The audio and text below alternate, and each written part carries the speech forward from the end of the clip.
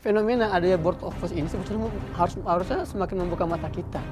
Ada apa dengan Gaza ini gitu loh? Ada apa dengan Amerika dan Gaza? Hubungan mereka itu apa? Kenapa baru hari ini terrealisasi gitu ya? Artinya baru diumumkan secara masif karena memang sudah mentok. Sudah mentok sekali Amerika itu. Kami akan jadikan Gaza ini wilayah makmur semakmur Singapura.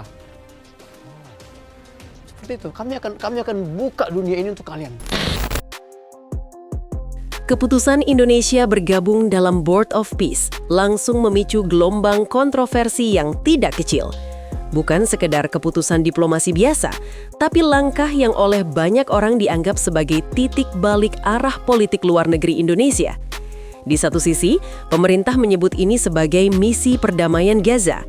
Namun di sisi lain, publik mulai bertanya-tanya, apakah ini benar-benar langkah kemanusiaan atau justru pintu masuk kompromi geopolitik yang selama ini ditolak Indonesia? Board of Peace disebut-sebut sebagai forum global untuk menciptakan stabilitas di Gaza pasca perang.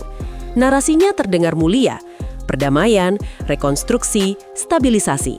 Kata-kata yang terdengar indah dan sulit ditolak. Tapi di balik itu, muncul satu fakta yang membuat banyak orang gelisah.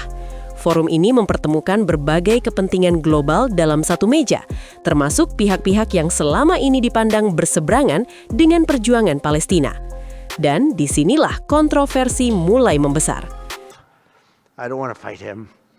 President Prabowo of Indonesia, thank you very much. Please, this is a big guy. I tell you, I said, how many people in Indonesia?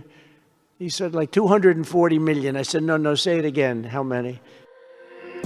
Selama puluhan tahun, Indonesia dikenal sebagai negara yang punya garis tegas soal Palestina.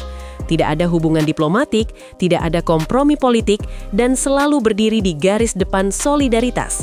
Bahkan bagi sebagian rakyat Indonesia, membela Palestina bukan sekedar isu luar negeri, tapi bagian dari identitas moral bangsa. Namun, semua itu seolah mulai goyah ketika Indonesia memutuskan duduk di forum yang sama dengan aktor-aktor global yang selama ini dipertanyakan keberpihakannya. Banyak yang langsung bertanya, sejak kapan Indonesia mulai bermain di wilayah abu-abu? Nama Prabowo tentu tidak bisa dilepaskan dari polemik ini, apalagi jika melihat bagaimana citra dirinya selama ini terbentuk. Sebelum menjadi presiden, ia dikenal vokal membela Palestina. Nada bicaranya tegas, bahkan keras terhadap standar ganda dunia barat.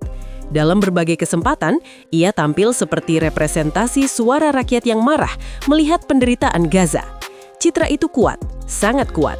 Tapi setelah menjabat sebagai presiden, sebagian publik mulai merasakan perubahan nada. Bukan lagi retorika perlawanan, melainkan bahasa diplomasi. Bukan lagi hitam putih, melainkan penuh istilah kompromi. Perdamaian jangka panjang, solusi dua negara, stabilitas kawasan.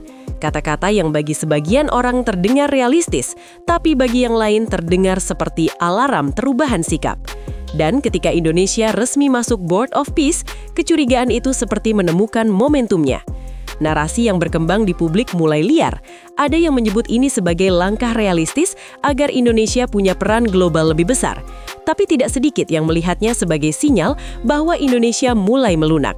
Bahkan muncul tudingan keras bahwa langkah ini membuka pintu normalisasi terselubung yang selama ini selalu dibantah pemerintah. Media sosial pun langsung meledak. Perdebatan tajam terjadi di mana-mana. Ada yang membela habis-habisan dengan dalih diplomasi tidak bisa selalu idealis. Tapi ada juga yang merasa kecewa. Mereka yang dulu melihat Indonesia sebagai benteng moral Palestina, kini mulai bertanya, apakah benteng itu mulai retak? Gelombang kritik paling keras datang dari aktivis dan masyarakat sipil. Mereka menilai keputusan ini terlalu beresiko secara moral. Bagi mereka, Indonesia punya posisi unik di dunia. Negara dengan populasi muslim terbesar, suara lantang membela Palestina, dan tidak punya beban sejarah kolonial di Timur Tengah. Posisi ini membuat Indonesia dihormati. Tapi justru karena itu, setiap langkah kompromi dianggap jauh lebih sensitif. Sebagian kritik bahkan terdengar sangat tajam. Ada yang menyebut ini sebagai bentuk inkonsistensi. Ada yang bilang ini pengkhianatan terhadap semangat solidaritas lama. Bahkan tidak sedikit yang menuduh Indonesia sedang masuk ke permainan geopolitik besar yang tidak sepenuhnya publik pahami. Dan penolakan tidak berhenti di kalangan aktivis. Suara dari tokoh agama dan ulama juga mulai bermunculan. Beberapa di antaranya menyerukan agar pemerintah menjelaskan secara transparan posisi Indonesia. Mereka khawatir langkah ini bisa mengaburkan garis moral yang selama ini dijaga. Dalam pandangan mereka, Indonesia selama ini dihormati bukan karena kekuatan militer atau ekonomi, tapi karena konsistensi sikapnya. Jika konsistensi itu hilang, maka yang hilang bukan sekedar kebijakan, tapi kehormatan. Keresahan ini terasa nyata di akar rumput. Banyak masyarakat biasa yang mungkin tidak paham detail geopolitik, tapi punya intuisi moral yang kuat. Bagi mereka, isu Palestina bukan soal diplomasi rumit, tapi soal keadilan. Dan ketika muncul narasi bahwa Indonesia duduk di forum yang sama dengan pihak yang dulu dikritik keras, kebingungan itu berubah menjadi kecurigaan. Di titik inilah perdebatan berubah menjadi emosional. Sebagian rakyat mulai membandingkan Prabowo dulu dan sekarang. Prabowo dulu dianggap berani, lantang, tanpa kompromi. Prabowo setelah menjadi presiden dianggap lebih hati-hati, lebih diplomatis, tapi juga lebih abu-abu. Apakah ini perubahan wajar seorang pemimpin atau bukti bahwa kekuasaan memang mengubah segalanya? Pertanyaan ini tidak mudah dijawab. Pemerintah tentu tidak tinggal diam. Berbagai klarifikasi dikeluarkan. Ditegaskan bahwa keikutsertaan Indonesia tidak berarti mengubah posisi terhadap Palestina. Ditekankan bahwa ini murni misi kemanusiaan. Bahkan dijelaskan bahwa kontribusi Indonesia bisa berupa bantuan non-militer. Tapi dalam politik, masalahnya bukan hanya fakta, melainkan persepsi. Dan persepsi publik sudah terlanjur terbentuk. Semakin dijelaskan, semakin banyak yang curiga. Semakin diredam, semakin luas perdebatan. Inilah ironi politik modern. Di era media sosial, narasi tidak lagi dikendalikan sepenuhnya oleh pemerintah. Opini publik bisa berkembang liar, cepat, dan kadang lebih kuat dari fakta resmi.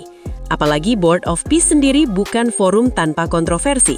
Di tingkat global, banyak negara juga bersikap hati-hati. Tidak semua langsung bergabung penuh. Ada yang memilih menunggu, ada yang hanya jadi pengamat. Artinya, keraguan terhadap forum ini bukan hanya milik publik Indonesia. Dan justru karena itu, keputusan Indonesia tampil di barisan depan terasa semakin berani. Atau bagi sebagian orang, terlalu berani. Di tengah semua polemik ini, satu hal menjadi jelas. Keputusan ini bukan sekedar kebijakan luar negeri biasa. Ini adalah keputusan yang menyentuh emosi kolektif bangsa, menyentuh identitas, sejarah solidaritas, dan bahkan rasa bangga nasional. Karena bagi banyak orang Indonesia, Palestina bukan sekedar isu jauh di Timur Tengah. Palestina adalah simbol perlawanan terhadap penjajahan, simbol keadilan yang belum selesai, dan simbol solidaritas yang diwariskan lintas generasi. Ketika simbol itu terasa tergoncang, reaksi publik pun tidak akan biasa. Kini Indonesia berada di persimpangan jalan. Di satu sisi, ada ambisi menjadi pemain global yang aktif, duduk di meja perundingan dunia, dan terlibat langsung dalam upaya perdamaian. Tapi di sisi lain, ada risiko kehilangan sesuatu yang selama ini tidak ternilai, kepercayaan moral rakyat sendiri. Apakah langkah ini akan dikenang sebagai strategi berani demi perdamaian dunia, atau justru awal dari retaknya kepercayaan publik terhadap konsistensi Indonesia? Tidak ada yang tahu. Sejarah selalu punya caranya sendiri untuk menilai.